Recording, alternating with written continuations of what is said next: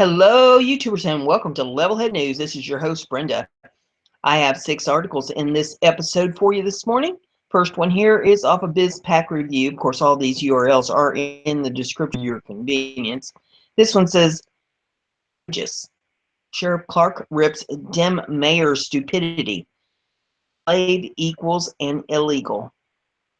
Milwaukee County Sheriff David Clarke blasted the stupidity of a New Jersey mayor's comments about illegal immigrants.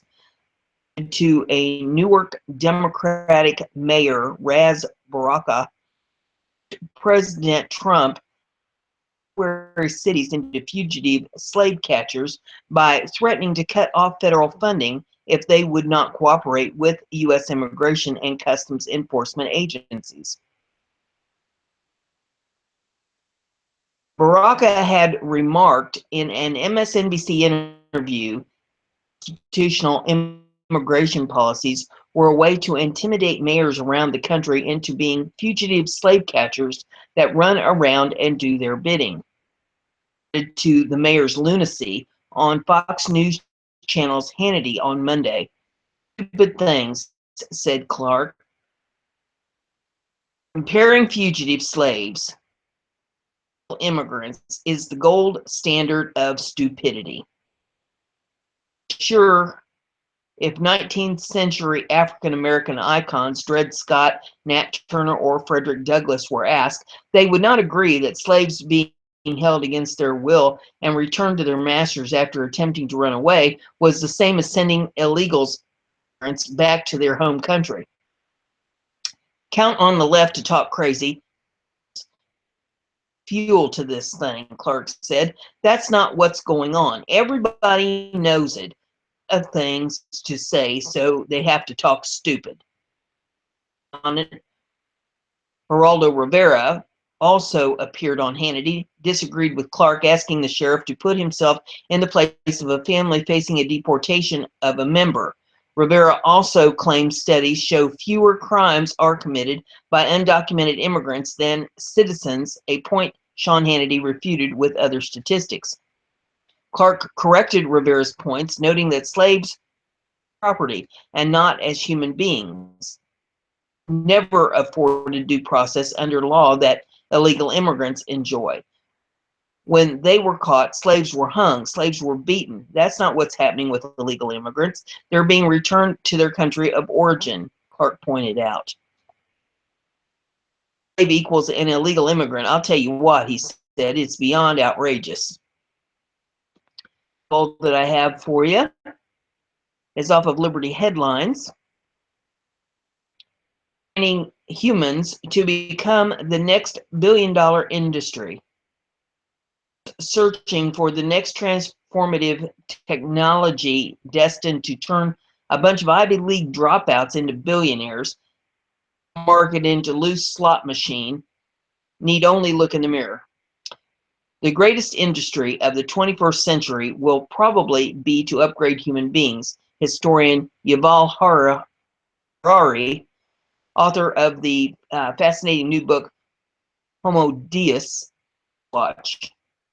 For the first time in history, it will be possible to translate economic inequality, logical, he says. For all of humanity's scientific artistic achievement, we have neglected this ultimate self-improvement project, Harari said. Our bodies and brains, after all, still run on the same hardware and software that evolved some 200,000 years ago. As new technologies yield humans with much longer battery lives, killer apps, and godlike superpowers within the next 6 decades, right, even human specimens of 2017 will, in hindsight, seem like flip phones. The catch. Many of us will remain flip phones, as the technology to upgrade humans to iPhones is likely to be costly and regulated differently around the world. It will likely lead to greater income inequality than ever before, Harari said. For the first time in history, it will be possible to translate economic inequality into biological inequality. Such a divide could give rise to a new version of old racist ideologies that some races are naturally superior to others, Harari said, except this time the biological differences will be real, something that is engineered and manufactured. It was off of BizPack Review. And it says, here we go. All set for complete Obamacare collapse. C could be the first city in the U.S. where Obamacare completely collapses, leaves tens of thousands of people without the option to buy a subsidized insurance policy. The city's only remaining insurance provider on its Obamacare exchange announced it is exiting the market in 2018. If that happens, Knoxville citizens will be in a rough spot. Unless the provider fills Humana's place, some 40,000 people in Knoxville area will likely be left without the option to purchase an Obama-subsidized insurance policy, CNN reports. Knoxville is one of the main problems with Obamacare. It doesn't promote market-based competition. Insurers pull out of marketplaces where it is not cost-efficient to provide services, and as a result, consumers are left with fewer options at higher prices. Tennessee is one of the largest casualties of the current healthcare system. 3 insurers have pulled out of the state entirely. The state's co-op failed, and premiums continue to skyrocket annually by double digits. Tennessee's health commissioner has all but given up, describing the state's healthcare system as very near collapse. As it stands, insurance providers have until July the 1st to know what plans they will provide, if any, on the exchanges in 2018. Expect a formal announcement from providers within 2 months. Knoxville citizens would still have the option of purchasing insurance on the private marketplace without subsidy to purchase insurance. It's unclear how many consumers would choose to participate in the private insurance market.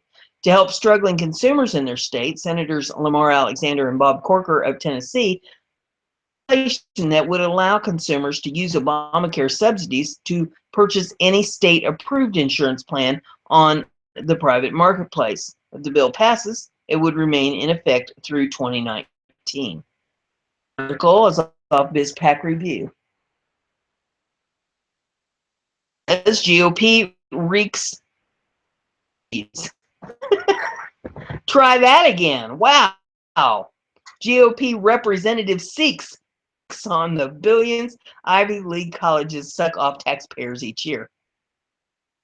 Republican congressman is looking to hold private university and Ivy League schools accountable for the billions of dollars they receive in taxpayer money each year. Reducing college tuition costs is a top priority for House Ways and Means Committee member Representative Tom Reed, as it was also an issue of importance to President Donald Trump while he was campaigning. For the hardworking taxpayer families to stand with, not these large multi-million-dollar endowments that are accumulating tax-free dollars, the New York congressman said on Fox Business after the bell on Monday. Payments and entitlements to America's Ivy League colleges cost taxpayers more than $41 billion from fiscal year 2010 to fiscal year 2015, according to a report by the nonprofit group Open the Books. That amounts to about $120,000 per student in government aid, or $6.93 billion a year.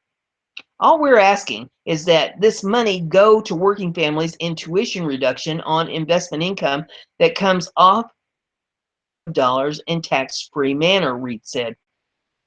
In numbers presented by Fox Business, the richest American universities enjoy a total endowment of $169 billion before any taxpayer funding. In 2015, Harvard University in Massachusetts received over $37 billion. Connecticut's Yale University received $25.5 billion, and over $22 billion went to Princeton University in New Jersey. The federal government annually awarded the 8 Ivy League colleges more money, $31 billion on average, than 16 states, according to the report. 16 Ivy League were more than $119 billion to nearly $2 million per undergraduate student.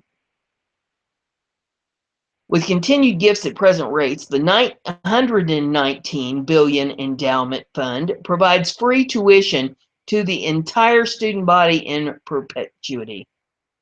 Gifts, the endowment is equivalent to a full ride scholarship for all Ivy League undergraduate students for 51 years or until 20, the report stated. The endowments to the universities are tax-free, but the schools argue that taxpayer money allows them to grow and become stronger, Reed explained. At the end of the day, they have to be able to be on their own 2 feet, because if they become self-sustainable, be allocated to our tech schools and they can be allocated to our community colleges, he said.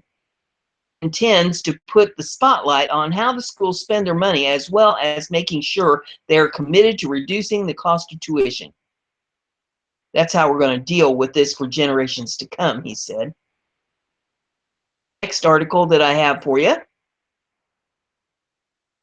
is off of frontpagemag.com, and it says, college involved in suspending Christian student has ties to Islamic extremists.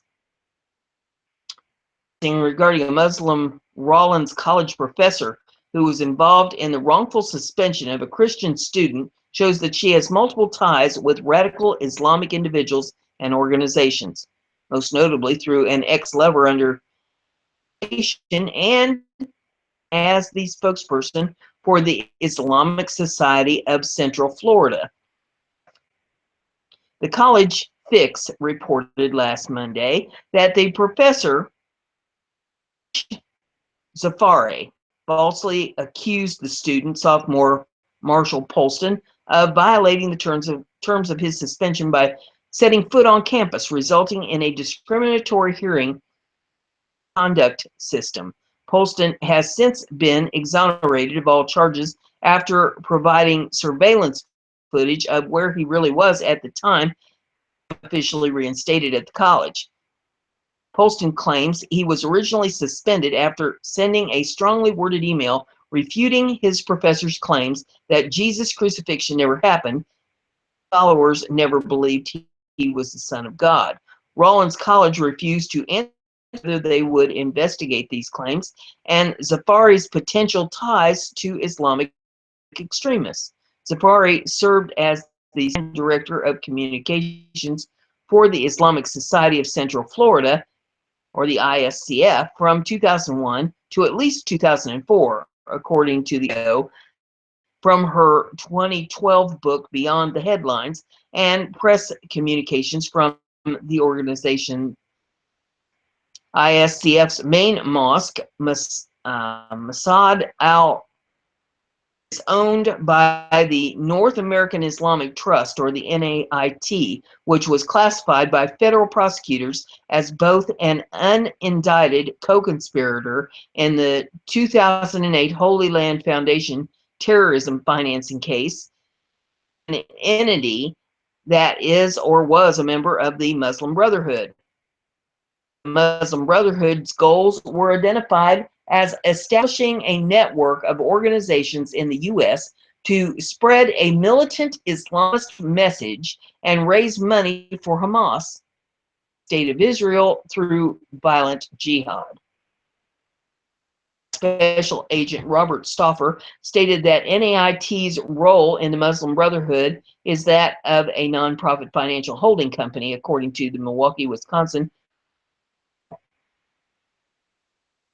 policy expert Alex Alexiviv reports the National Review and NAIT is the proprietor of hundreds of radical mosques and Islamic institutions in the U.S., including some that have been closed down by the government as criminal enterprises.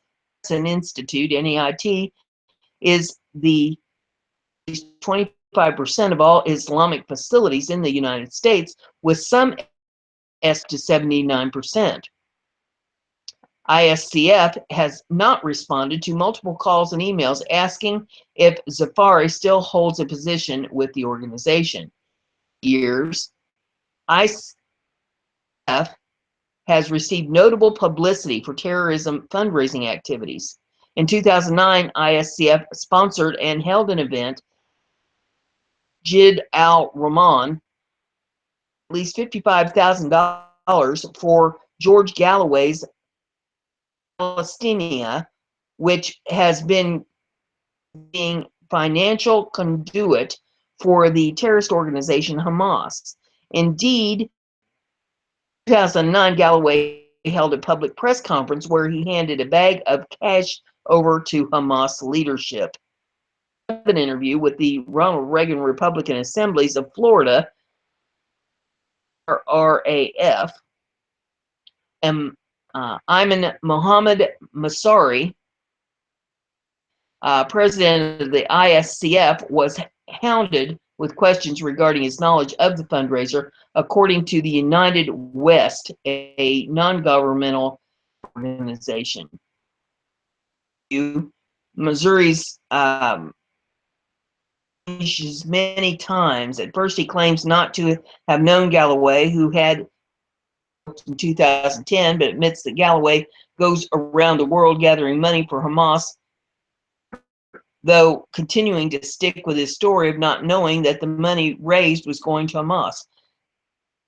Missouri came under fire again with claims that since he became president of the ISCF 15 years ago, members, donors, and contributors are not allowed to see how much money is collected and how it is spent. And no elections for the society's president or its 9 board members, according to the Orlando Sentinel. Right? Claims that the organization is for peaceful practitioners of Islam.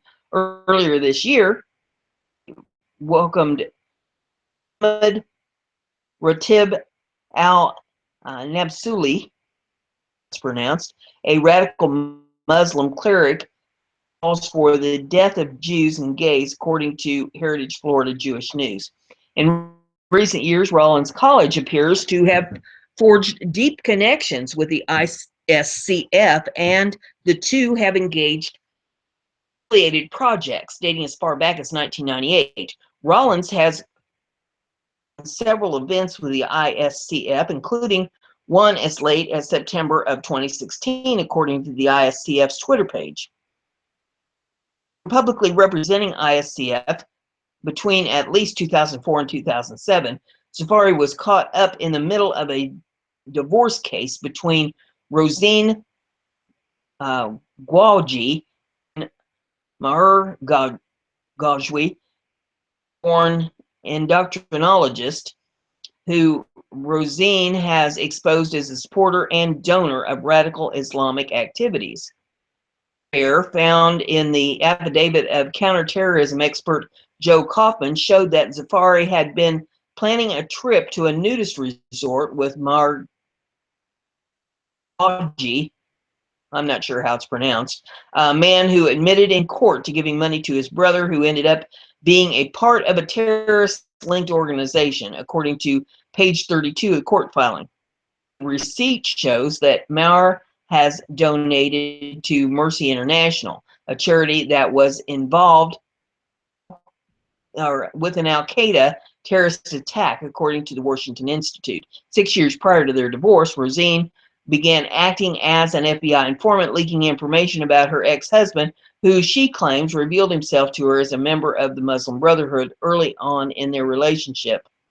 It's undercovered in the court filing shows that the two were so deeply involved that Zafari had gone to Syria and visited with Gawai's family.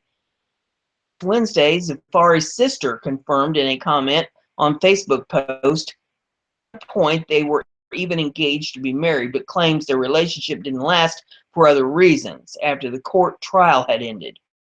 To point 20 on her lawsuit against Zafari is that throughout the affairs, Zafari was aware of her ex-husband's extremist beliefs and was even complicit in the plan to radicalize Gawai's 2 children, Louis and Tariq KK Gawai.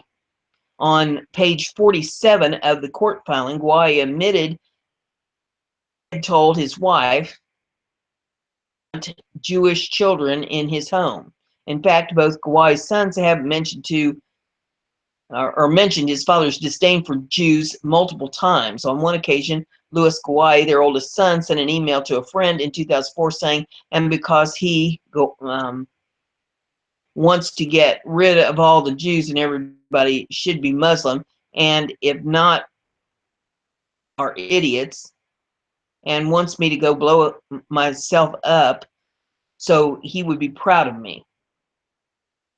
In an interview conducted by a court reporter, children present, KK Gawai, when he watches the TV and hears about Jews, he's like saying, I hate Jews, to which Lewis interrupts and says, like, every time there is one Jew dead, it's a big fuss, and there is Palestinian, they don't care.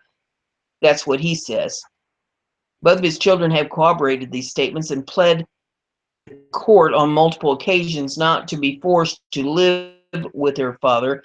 KK Gawai explained their relationship with their in a school paper, saying his father was an fanatic Muslim and that he doesn't care if my brother and I get blown up for Islam, and if I say that I am not a Muslim, he will rather see me dead in the street. WorldNet Daily, despite Rosine providing amount of evidence and her children pleading for the Judge Donna Fields, who presided over the case, not to send them with their father, Judge Fields refused to grant their request. Although the boys made it clear that they wished to live as Christians, Judge Fields declared those children will have to follow the Muslim religion during their on the divorce case. They were also ordered to accompany their father Hajj, the Muslim pilgrimage to Mecca. Rosine Gawai filed an ethics complaint against Judge Fields through his office for refusing to acknowledge her assertions that her husband was involved in terrorist activities. This was not the first time Judge Fields agonized over ethics. There are several online petitions that were created in the 2000s that call for Judge Fields to be removed from her bench. Judge Fields recently retired from her duties despite having 6 years left in her term, according to media. When asked to respond to the situation insofar as ties to Rollins College, spokeswoman Jo Marie Hebler said the following statement: welcoming and respectful of all religious and cultural beliefs. As an institution of higher education, we value and encourage diversity of options and respectful discourse. In accordance with the FERPA or FERPA and our institutional policies, it is our responsibility to respect the privacy and confidentiality of all involved in this incident, students and faculty alike. Fair treatment of all members of our campus community is of utmost concern. Stated there will be no further comment on the situation.